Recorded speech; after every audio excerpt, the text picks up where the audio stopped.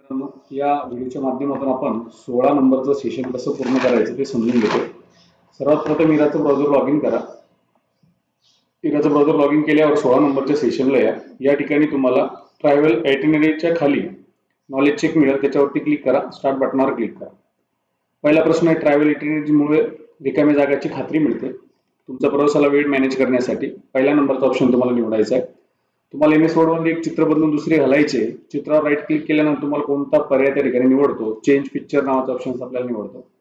MS Word वर एखादा image size चटकन बदलता कसा येतो, तर इमेज साईजचा हँडल ड्रॅग्स करून तुमच्या लोकल डिव्हाइसवरून एक इमेज डाउनलोड केली आहे. तुम्ही टेम्पलेट पिक्चर बदलून तिथे इमेज घालू शकता. चेंज पिक्चर सिलेक्ट केल्यानंतर कुठला पर्याय तुम्ही क्लिक केले पाहिजे, तर तुम्हाला फ्रॉम दिस डिव्हाइसवर क्लिक करायचं आहे. तुम्ही ऑनलाईन क्रिएट केलेल्या ट्रॅव्हल आयटिनरी PDF परत तुम्हाला हवी आहे. फाईल मेनू सेव्ह ऑप्शन खाली कुठला पर्याय तुम्हाला सिलेक्ट केला पाहिजे, डाउनलोड ॲज PDF वरती तुम्हाला क्लिक करायचं आहे. ऑफिस स्किल मध्ये अनेक उपयुक्त स्किल्स मास्टर करा. नॉलेज चेकला आपण टॅप करतोय, तर या ठिकाणी ऑफिस स्किल मध्ये ग्रीटिंग कार्डच्या खाली एक नॉलेज चेक आहे, त्यावरती टॅप तुम्हाला करायचं आहे. स्टार्ट बटनावरती क्लिक करायचं. तुमच्या ग्रीटिंग कार्डमुळे तुम्हाला काही आयकॉन्स ऍड करण्याची इच्छा आहे, त्यासाठी तुम्हाला प्रथम इन्सर्ट बटनावरती टॅप करणं गरजेचं आहे. MS Word मध्ये तुम्ही एखादा आयकॉनचा कलर कुठे जाऊन बदलू शकता, तर ग्राफिक फील्ड मध्ये जाऊन कलर बदलता येतो. एखादे एलिमेंट कॉपी करण्यासाठी रिकामी जागा कीबोर्ड हा शॉर्टकट वापरला जातो. Ctrl+C कॉपी करण्यासाठी. पुढील इमेजेस पैकी कोणती ग्रीटिंग कार्डची इमेज आहे, तर ग्रीटिंग कार्डची इमेज आपल्याला ऑप्शन D मध्ये दिसते. डिजिलॉकर मध्ये गेल्याच्या नंतर एक नॉलेज चेक आहे, त्यावरती तुम्हाला टॅप करायचं. दोन प्रश्न आहे. इथे कोणते डिजिलॉकर फीचर सर्वात उत्तम प्रकारे दाखवत आहे, तर QR कोड आधारित डॉक्युमेंट व्हेरिफिकेशन. युजरने त्याचे ऑफिशियल डॉक्युमेंट्स मॅनेज करण्यात डिजिलॉकर कशा प्रकारे मदत करतं, तर या ठिकाणी व्हेरिफिकेशन केलेल्या सरकारी डॉक्युमेंटसाठी डिजिटल स्टोरेज उपलब्ध करून देणं. सिम्युलेशन गुगल मॅपच्या वरती एक नॉलेज चेक, त्याच्यावरती आपण टॅप करू. इथं सुद्धा दोन प्रश्न आपल्याला पाहायला मिळतात. गुगल मॅप्स रूट सजेशन कशा प्रकारे ऑटोमाइज करतं, रिअल टाइम ट्रॅफिक अनालिसिसचा वापर करून. या इमेजमध्ये गुगल मॅपची कोणती विशेष क्षमता दाखवण्यात आलेली आहे. ही जी इमेज आहे यामध्ये काय दाखवण्यात आले, तर ट्रॅफिक अनालिसिस दाखवण्यात आले. सिम्युलेशनला आपण जातोय. स्टार्ट बटनावर क्लिक करतोय. अगदी सोपा प्रश्न आहे सेव्ह ॲजचा. पहिला जायचं आहे. पहिला प्रश्न सेव्ह ॲज. डेस्कटॉप निवडायचं आहे, नाव निवडायचं आहे, सेव्ह बटनावर क्लिक करायचं. फाईल सेव्ह होणार आणि सिम्युलेशनचा तो प्रश्न सॉल्व्ह होणार. इथं सुद्धा आपल्याला कार्ड्स, बर्थडे कार्ड्स या ठिकाणी निवडायचे आहे. पहिले कार्डवरती क्लिक करायचे, परत तिथंच क्लिक करायचे. इथं कार्ड दिसते तुम्हाला, कार्डवरती क्लिक करायचं तुम्हाला, परत कार्डच्या त्या टॅबवरतीच क्लिक करायचंय. बर्थडे कार्ड इथं सर्च होईल, त्यावरती क्लिक करून तुम्हाला क्रिएट बटनावर क्लिक करायचं. कॅटेगरी कार्डची त्या ठिकाणी आपल्याला निवडायची. आणि इथं सुद्धा आता सेव्ह ॲजचाच प्रश्न आहे. फाईलला जायचं, सेव्ह ॲजला क्लिक करायचंय, डेस्कटॉपला जायचंय, नाव निवडायचंय आणि फाईलला सेव्ह करायचंय.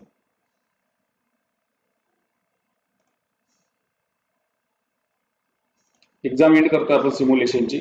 सेल्फपाथ लर्निंगला आपण जातोय. सेल्फपाथ लर्निंगला गेल्याच्या नंतर स्टार्ट बटनावर क्लिक करू. पहिला प्रश्न सेल्फपाथचा. दिलेल्या ट्रॅव्हल आयटिनरी मधील इमेज बदलायची योग्य स्टेप्स आपल्याला पाहिजे. सिलेक्ट इमेज, 3 नंबरचा पर्याय निवडायचा आहे. दिलेल्या इमेजेस मधून फॉन्ट स्टाईल आणि फॉन्ट साईज बदलण्यासाठी योग्य ऑप्शन्स आपल्याला निवडायचा आहे. ऑप्शन D आपल्याला या ठिकाणी निवडायचा आहे. डॉक्युमेंट सेव्ह ॲज करण्यासाठी PDF फॉर्म मध्ये डाउनलोड करण्यासाठी योग्य स्टेप्स आपल्याला सिलेक्ट करायचे. ऑप्शन C आपल्याला या ठिकाणी निवडायचं. तर टेम्पलेट ऑनलाईन ऑफलाईन उपलब्ध असतात, उत्तर बरोबर आपल्याला निवडायचं आहे. ग्रीटिंग कार्ड्स मध्ये आयकॉन इन्सर्ट करण्यासाठी योग्य ऑप्शन्स आपल्याला त्या ठिकाणी निवडायचं आहे. तर योग्य ऑप्शन्स आपल्याला यायचं आहे. ऑप्शन E आपल्याला निवडायचं आहे. नेक्स्ट बटनावरती क्लिक करायचं. ग्रीटिंग कार्ड मध्ये असणाऱ्या आयकॉनची साईज, कलर आपण बदलू शकतो. अगदी बरोबरच आन्सर आपल्याला द्यायचं आहे. डॉक्युमेंट PDF फॉर्म मध्ये एक्सपोर्ट करण्यासाठी योग्य स्टेप्स ओळखायचे आहे. इथं सुद्धा आपल्याला 1 नंबरचाच पर्याय निवडायचा आहे. एक्झाम आपण एंड करतोय. गाईड डू इट युअर सेल्फला आपण जातोय. स्टार्ट बटनावर क्लिक करतोय. 5 प्रश्न गाईड डू इट युअर सेल्फचे या सेशन मध्ये 16 नंबरच्या. पहिला प्रश्न सेव्ह ॲजचा आहे. अगदी सोपा आणि सरळ प्रश्न आहे. स्टार्ट बटनावरती क्लिक करूया. फाईलला जायचंय तुम्हाला, सेव्ह ॲजला क्लिक करायचंय. डेस्कटॉपला क्लिक करायचंय. ज्या नावानं ती फाईल सांगितली ते नाव तुम्हाला कॉपी पेस्ट करायचंय. जसं मी आता कॉपी पेस्ट या ठिकाणी करतोय. सेव्ह बटनावरती क्लिक करायचंय, सबमिट करायचं, उत्तर बरोबर आहे. नंबर 2, दिलेल्या डॉक्युमेंटमध्ये हॅपी बर्थडे नावाचा टेक्स्ट सिलेक्ट करायचा आहे. होम टॅबचा वापर करून एरियल फॉन्ट आणि साईज 36 एवढी निवडायची. पहिले हॅपी बर्थडे नावाचा शब्द सिलेक्ट करूया. तुम्हाला फॉन्टला जायचंय. इथे एरियल नावाचा फॉन्ट तुम्हाला दिसतो त्यावरती क्लिक करायचंय आणि साईज 36 एवढी घ्यायची आहे. बाजूला क्लिक करून उत्तर आपल्याला सबमिट करायचं आहे. नंबर 3, दिलेल्या डॉक्युमेंट्समध्ये हॅपी बर्थडे नावाचा टेक्स्ट सिलेक्ट करायचा आहे. होम टॅबचा वापर करून अलाइनमेंट सेंटर तुम्हाला करायचं आहे. शब्द सिलेक्ट करायचा आहे. इथं अलाइनमेंट सेंटर दिसते त्यावरती क्लिक करायचं आहे, उत्तर सबमिट करायचं आहे. दिलेल्या डॉक्युमेंटमध्ये फाईल टॅब न्यू ब्लँक डॉक्युमेंटचा वापर करून नवीन ब्लँक वर्ड डॉक्युमेंट ओपन करायचं आहे. फाईलला जायचंय, तुम्हाला न्यूला क्लिक करायचंय, ब्लँक डॉक्युमेंटला क्लिक करायचंय. क्लिक करून तुम्हाला सबमिट करायचंय. 5 नंबरच्या प्रश्नाकडे आपण जातोय. दिलेल्या डॉक्युमेंटमध्ये उजव्या बाजूला सर्वात वरती असलेले ठिकाण जे पिक्चर सिलेक्ट करायचंय. हा जो पिक्चर दिसतोय हा सिलेक्ट करायचा आहे. इन्सर्टला जायचंय, पिक्चरला क्लिक करायचंय. यामध्ये कोणताही एक पिक्चर तुम्हाला रिप्लेस करायचा, म्हणजे कोणताही पिक्चर घ्यायचा आहे. सबमिट पर्यावरती क्लिक करायचं. आपण होमला गेलोय आणि 5 प्रश्न समजून घेतले. एंड एक्झाम बटनावरती मी आता क्लिक करतोय.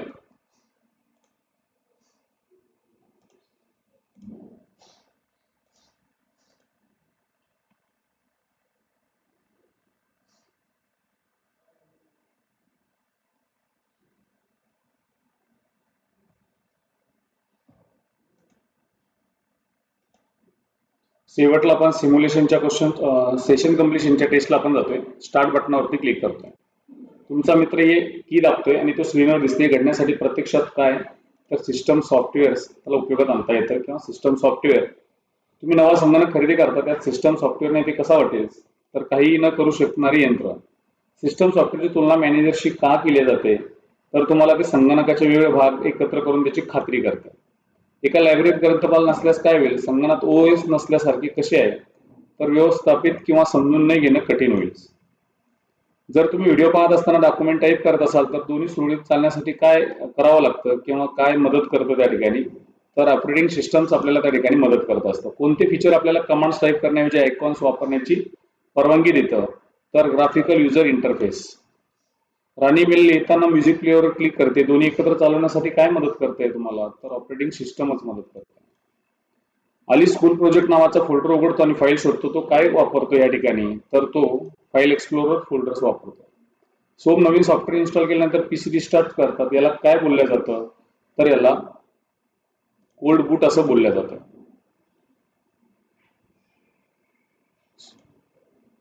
सॉरी, तिथं वॉर्म बूट नावाचा ऑप्शन तुम्हाला घ्यायचा आहे.